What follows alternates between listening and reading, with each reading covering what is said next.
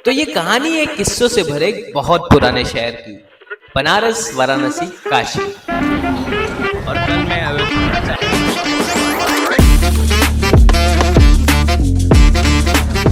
तो कहानी की शुरुआत हुई थी एक रील से, जिसे देखकर मैं जानना चाहता था कि ये रील है कहाँ की। और जब देर रात बैठ के रिसर्च करने लगता हूँ तब मुझे पता चलता है कि ये रील है वाराणसी की। हाँ हाँ, वाराणसी कहो, काशी कहो, बनारस कहो, एक ही बात है भैया। आप मुझे ऐसे इसलिए देख रहे हो क्योंकि मुझे ना बहुत एक्साइटमेंट हो रही है। मैंने मेरा बैग वगैरह सब तैयार कर दिया। अब आप सोचोगे कि मैं जा कहाँ रहा हूँ, तो मैं जा रहा हूँ बहुत ही बेहतरीन जगह। मैं जा रहा हूँ वाराणसी, और फिलहाल के लिए मैं सर्च कर रहा हूँ places to visit in Varanasi. मैंने बहुत वीडियोस देखे, ऑनेस्टली वहाँ के बहुत वीडियोस देखे हैं।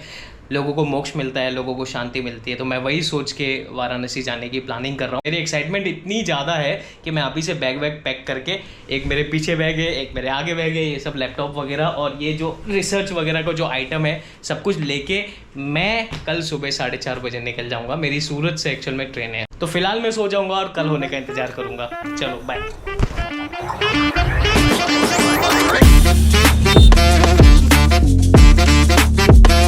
तो देखो, अपनी जिंदगी में मैं पहली बार यूपी की ट्रेन ले रहा था, और यूपी की ट्रेन में यूपी के लोग ना आए, ऐसा हो सकता है क्या? हुआ था, हमारी ट्रेन इटारसी जंक्शन पे फिलहाल रुकी हुई है। तो बनारस के बारे में मैं थोड़ी इन्फॉर्मेशन गैदर कर रहा था। तो ये भाई है, क्या नाम है भाई अपना? सुहेल। क्या? सुहेल। सोहेल भाई है। तो सोहेल भाई थोड़ा यूपी वाले स्लैंग में बनारस के बारे में बताइए। बताओ भाई। बनारस में क्या बताया यार, बनारस एरिया बहुत बढ़िया है यार, महादेव नगरी है। अब बनारस आओ तो पान ना खाओ तो क्या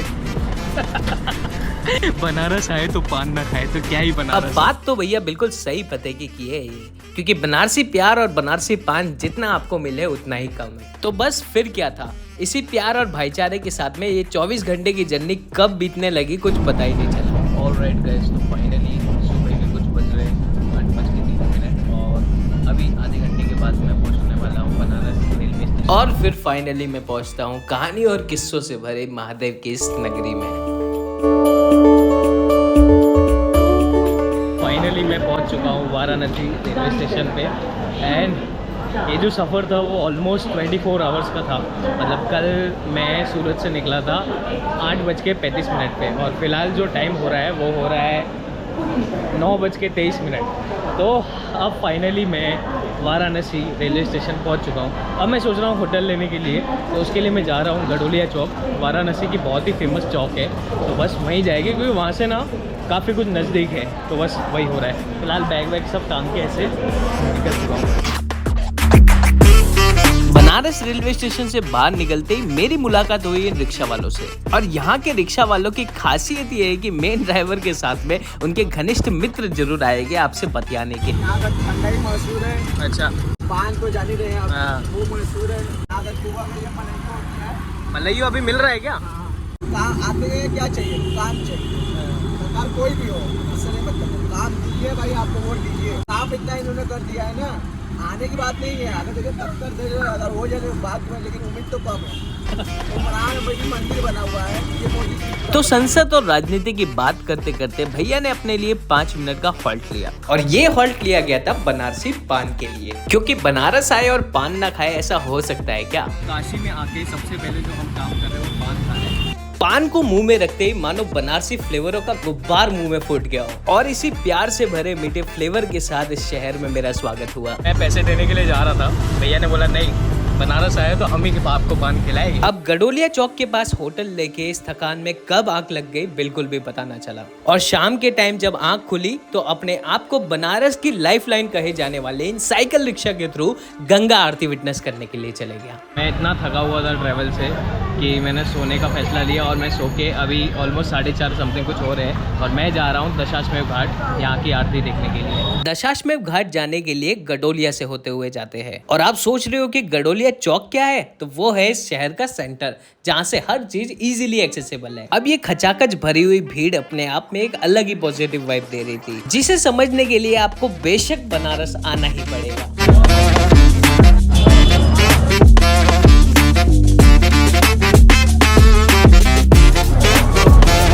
निकलने के बाद मेरी आंखों के सामने दशाश्वमेध घाट आ जाता है। अब इसकी हिस्ट्री के बारे में तो नहीं जाऊंगा, वो तो आप गूगल कर ही लीजिएगा, लेकिन मैं इसकी वाइब के बारे में जरूर कहना चाहूंगा। यहाँ आते ही सबसे पहले तो या तो ये छोटी माता जी या फिर छोटे शिव जी मिल जाएंगे, जिनका मकसद सिर्फ एक है कि आपके माथे पे महाकाल का टीका लगाना। और जब ऐसा ही कुछ टीका लगा के मैं घाट के किनारे पहुंचता हूँ तो पाता हूँ कि इतनी भीड़ में गंगा आरती को अच्छे से विटनेस करना थोड़ा मुश्किल होगा। अब ये सब सिचुएशन में मैं जुगाड़ लगाने का सोच ही रहा होता हूँ कि अचानक मुझे दिखते हैं ये पंडित जी, जो कि आरती वाले जगह के बिल्कुल नजदीक में अपनी छतरी लेके बैठे हुए थे। अब इससे पहले कि किसी फॉरेनर को पंडित जी ये जगह दे देवे, मैं जाके इस जगह पे बैठ गया। और हाँ, बैठने के लिए थोड़ी गुरु दक्षिणा भी लेते हैं पंडित जी। टाइम हो रहा है कुछ 5:22 और मैं आ चुका हूँ दशाश्वमेध घाट पे। यहाँ पे फिलहाल आरती स्टार्ट होने वाली है। आरती का टाइम ऑलमोस्ट 6 बजे के बाद में ही होने वाला है और यहाँ पे इन पंडित जी की मदद से मुझे एक बहुत ही बेहतरीन लोकेशन मिल गई जहाँ से मेरे वीडियोस बहुत अच्छे आते हैं। तो बस उसका वेट करते हैं। देखते ही देखते भीड़ के साथ कब शाम हो गई बिल्कुल भी पता नहीं लगा।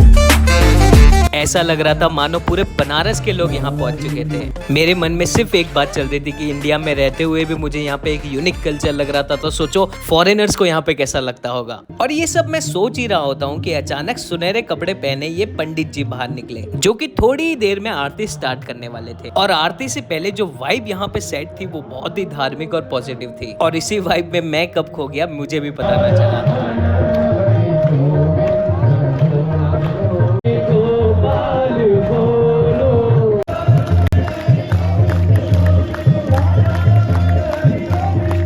और फिर शुरू होती है फाइनली गंगा आरती।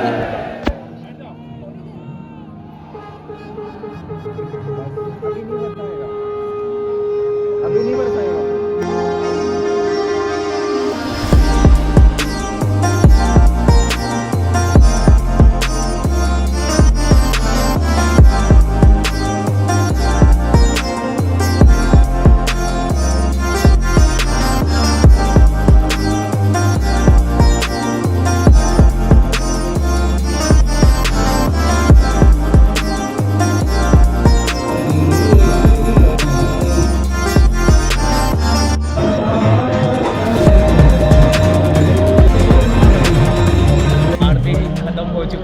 और इसी के साथ में पंडित जी ने मुझे माला दी है और साथ में ये सब तो चल ही रहा है, बट बहुत ब्यूटीफुल। जब इस शहर में आ रहा था तो मैंने सुना था कि बनारस पुरानी सभ्यताओं से भी पुराना है। और आज की ये गंगा आरती देख के मुझे सचमुच रियलाइज हो रहा है कि ये कल्चर कुछ ही सालों की बात नहीं है, यकीनन बहुत सी सदियां लगी होगी इसके बनने में।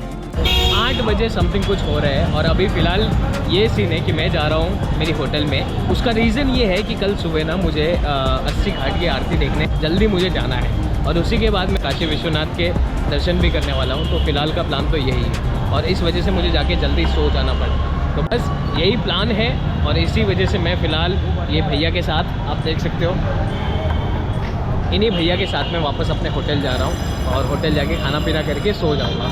वैसे मेरी थकान अभी तक मिटी नहीं है। एंड बाय द वे मैंने ये मेरा गमछा भी ले लिया है येलो कलर का, कल से कुर्ते पहन के घूमेंगे।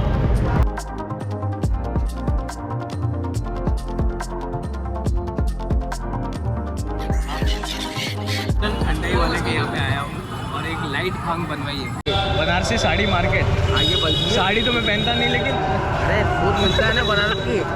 पहले मैं नाश्ता करके आता